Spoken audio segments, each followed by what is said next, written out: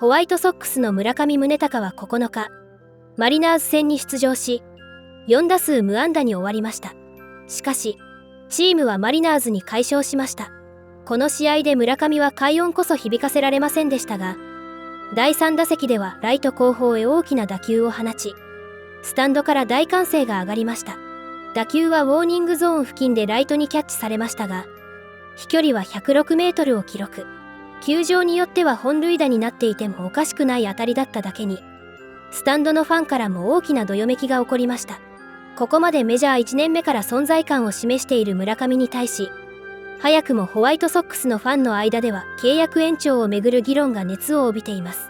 ホワイトソックスファンによるベイポッドキャスト番組ロックドーンホワイトソックスでも、この話題は連日大きく取り上げられており、村上の今後をめぐる期待の高まりが伺えます。これらの模様を日本語字幕付きでご紹介します。But first, let's talk about Murakami discussing how he's not in a hurry to get a contract extension. And the White Sox front office has made it clear they're not in a rush to give Mune an extension, which I maintain is still foolish. With every home run he hits, the price is just going to keep going up.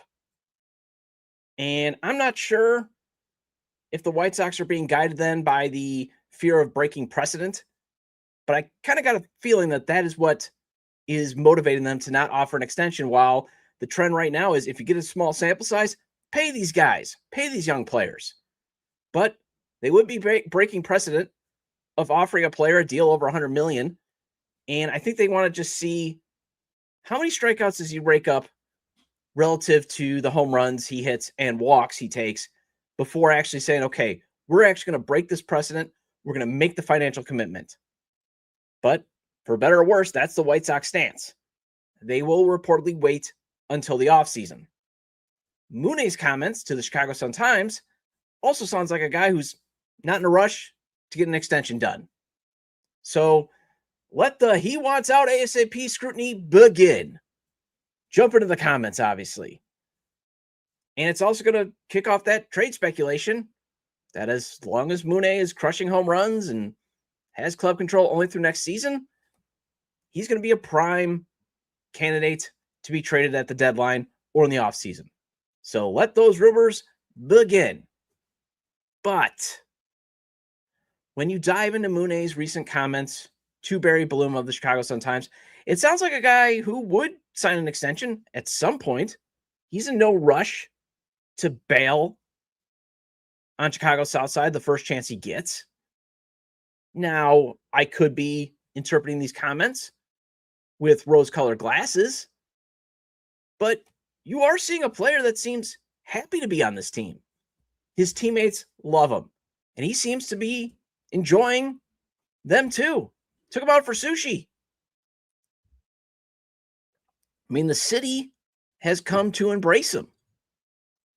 And I think he's presenting himself as a genuine, authentic person who just seems motivated to be great because he wants to be great at baseball. He loves baseball, and it's not the cash.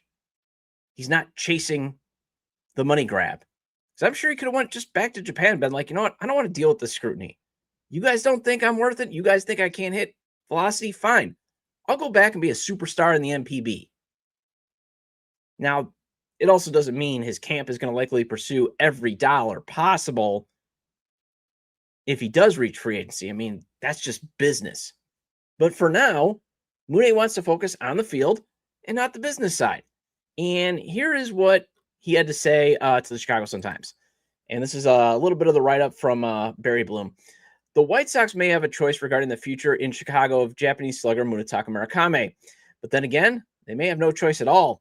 He'll be a free agent after the 2027 season, and unless there's an extended lockout. And now the genie is out of the bottle. The other 29 teams that failed to sign him, either interested or not, have now seen what he's done in the 6 weeks since joining Major League Baseball on a 2-year, $34 million contract. The financial numbers that second time around will dwarf that. The Sox should try to extend him right now before it's too late, although a member of the organization said Wednesday that there have been no current talks. Murakami said through his interpreter that right now he's fine with that. Quote, "It's very early in the season and still the start of my contract," he said. "I'm really happy where I'm at the moment. I'm not looking too far ahead, but if the time comes and the White Sox obviously feel happy with me and want to extend me, I consider that an honor, and that would be a happy situation for me as well. Let's see what happens. I'm just focusing on what's in front of me and trying to get the results as much as possible. I'm not looking too far ahead. I'm trying to concentrate on what I can do at the moment, end quote. And in a lot of ways, this is also a case of a player hinting, it's out of my hands. I can't force the White Sox to come to the negotiation table. And if the White Sox don't want to offer a contract extension, all Mune can do is keep playing, keep getting better. But I go to this place where I wonder how much of being the poster boy of the 3 true outcome hitter and playing first base and the current controlling owner still being in that role and his frugal ways is playing into the White Sox not offering an extension. Let's review, though, why offering an extension even right now makes sense. While first base has been devalued, power has not. And you need power in today's baseball and at right field. Second, you have a gate attraction. Third, you're winning more games with him in the lineup. It's just a fact. You haven't been at 17 wins at this point in the season in forever, or what seems like forever. And I mean, he's already a 1.3 F4 player on May 8th. Fourth, even though he is a 3 true outcomes hitter, there's at least context for his strikeouts in that he isn't expanding his zone. He's not chasing a lot. He has been elite at taking his walks. So you got a guy who not only gives you a chance to score an instant run or an instant 2 or 3 runs with a home run, but just getting to first and going from there to try to get runs. I mean, you look at the WRC plus he's already producing, 152 with a WOBA of 398.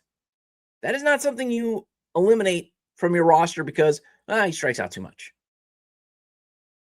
But there is a precedent issue of never paying someone that big of money that'll likely take to get Mune's agreement.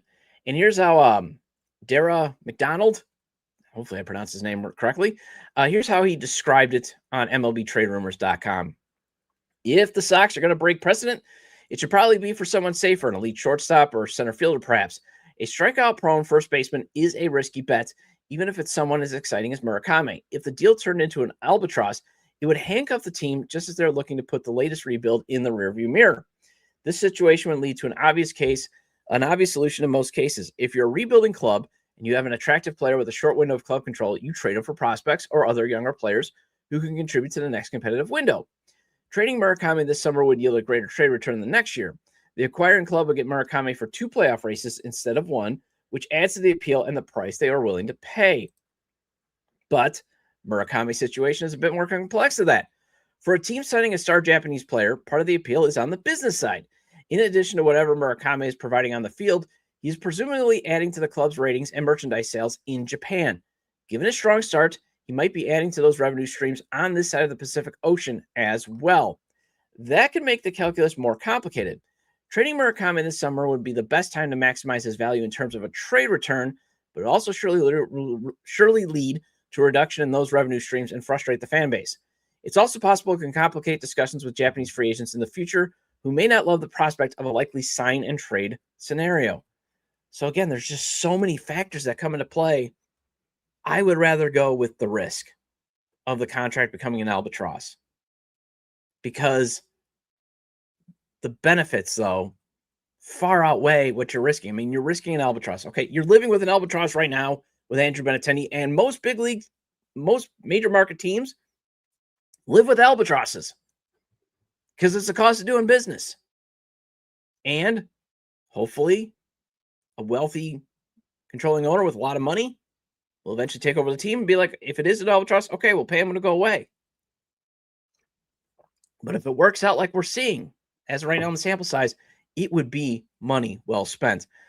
Murakami made history last night, hitting a home run in the first game of a series for the 8th straight time.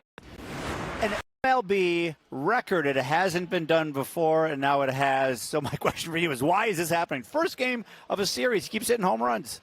Well, it's one thing about it. It's just he's going to be hacking. He ain't going to, when he need to take a walk, but you're on the plate, he's going to swing the bat. But after that, to me, they had to change the strategy how we were going to face it, and that's why early in the first game in the games against him, you got to do it. Yeah, I feel like, okay, he's got a new team, a new series, new pitcher. He's got a plan, and maybe just keeping it that simple, and they've got a plan, and then, boom, he hits a home run. Maybe that is why. But whatever's working, it is working, and hopefully it continues for the rest of the season. 15 home runs. Last year, how long did it take for a White Sox player to hit 15 home runs?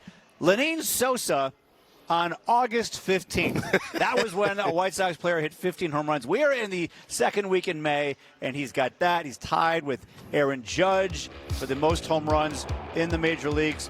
So he's played the same amount of games during the day as he has played at night. He's got 10 homers at night, 5 during the day. So we were talking on the pregame show, why is this happening? Why? And on the postgame show last night, why is he hitting so many more home runs at night? What do you think? Well, they're going to see the ball better.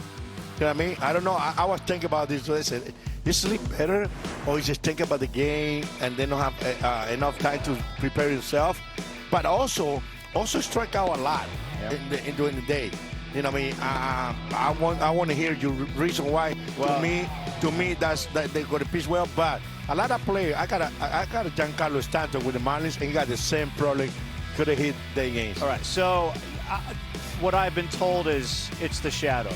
It's been difficult for him. And by the way, everybody in baseball, when there are shadows, and the White Sox have had, I believe, 4 games where they've played it at 3 o'clock, and you have shadows here. Yes. And that's why I believe his numbers are down during the day. Over the course of the season, I think it's not. I was thinking, is it more like, oh, he's not a day person versus a night person? I think it's just there have been shadow games that are skewing his numbers, because he does have 5 home runs during the day, but his strikeouts are way up during the day, and I think it's because of those shadows. Especially here in Chicago. But Yeah. I remember hitting a home run against the Athletics in days. Right. And early, the day game hit a ball right So center. 1 o'clock games are fine. It's the 3 o'clock It's just a ones. funny thing, because here, thank God the summer's coming right away, because you got the shot of maybe late in the inning. It's good if you got an extra inning. Yeah. But early in the season, the shadows come out like in the 3rd inning all the way to the 6th. Right. So right now, this is it. This would have been a 3 o'clock game late in the game. It's 5:40, and I'm looking down the field right now, and there are shadows. The players would have trouble hitting in these conditions right now. Another thing, it's not easy to play defense either, because the ball just disappears once in a while. Yeah. But when you hit like that, I remember playoff games, shadows in Cleveland and stuff. You cannot see the ball. Playoffs, it happens a lot. I said, oh, God, look at that pitching matchups. I said, no. Those guys. I remember Manzanillo, lefty. He pitched with us in Old Comiskey Park, and he shut down Kansas City Royals. The next start, he started against Kansas City Royals. Danny Tarabu hit a home run. He went by second base and said, Ozzy told him, now we can see. It's a big part of the game, Oh, seriously, people don't talk about, but it's real. ESPN's Jesse Rogers wrote a great article about Munetaka Murakami and how the White Sox ended up with him, and the remorse that so many teams have by not signing him this offseason. And one thing I talked to Jesse about for a future White Sox podcast that comes out on Monday, how Japanese players like Murakami have much bigger goals now when they come over here to the United States and play in the major leagues. They don't just want to play here, they want to dominate. Hear this. I love the Getz line in the article, paraphrasing a little bit, but just because we didn't see him do it over there doesn't mean he can't. In other words, obviously they don't throw 100 every night over there. They don't have the same kind of breaking stuff like the MLB pitchers do. But just because you didn't see him do it doesn't mean he can't. And that's where we get to the drive and determination to be great. And, this is why the story could have been twice as long. I really could have dove into the Japanese culture. And there's a quote that I didn't use in there that just would have opened the door to it, made the story a lot longer. And the quote, if I can remember correctly, was, "It's a new world order. They want to come over here and dominate, and they're willing to work their butt off to do it." And I've seen it up close. Like, I cover the north side as well. Shota Imanaga has doubled down his work ethic after what happened at the end of last season. Seiya Suzuki had a bad first year. He went to the Cubs and said, help me get better. And he's had a good career since. And you see Murakami, and he knew he had some holes in his swing, and he still does, but he wanted to get better. And I even write in the article, like, he's so routine-oriented, preparing so hard that if you want to interview him, you have to wait till after the game to do it. Most guys for a feature, yeah, talk to me at 3, 4 o'clock. Nope, he's in the cage or in the video room and doing his homework. All right, that podcast drops on Monday, but I really love what he was talking about there, and he had a quote from Chris Getz in it, which is basically him saying, you never know what's baked into the DNA of a player. You can look at stats, but what's in the heart, what's in the mind, and we're finding out there's so much more to Murakami than just the stats he had in Japan. And somewhere out, too. Yeah. By the way, you know why the Japanese player want to be better? Because they're proud. Pride. They're proud. I remember. Yeah, they don't want to come over here and fail. I just make money and leave. Yeah. I remember Jose Contreras. He wanted to get the money back to the White Sox. When he signed, Ozzie Jr. talked to him and said, Jose want to get the money. Why? Because he feel embarrassed about it. And I tell Jose, they don't need it. You can give it to me. I can help you. I don't make this stuff because we talk about it. Another song, Jose feel ashamed of himself because he not was pitching good for the White Sox. That's what you get from guys like that. Japanese, Cuban, especially Cuban like Jose Contreras, by the way. Okay. Yeah. Not all Cubans, but Jose is certainly one of those. But it's that type of play. Then that's what they get. Pride. I'm very proud what they want to be.